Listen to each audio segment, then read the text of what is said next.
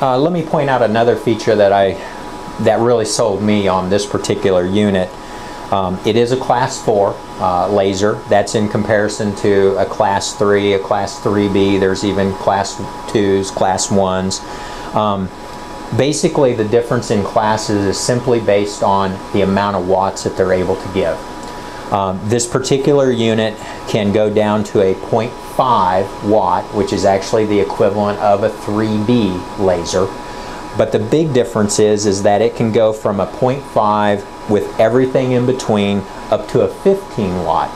Now the advantage of that is that we can operate it like a 3B laser, or we can then operate it as a class 4 laser. What those technically do for us is, if we get into something very large that needs a lot of joules, a lot of dose, then we can increase the watts and we can do it in a shorter time period. But there are circumstances that we do need to have it on delicate tissue, such as the gingiva after a cat stomatitis, and we want that to be a gentle, basically, and so we'll set it down on that lower setting, and we can do that with a smaller probe.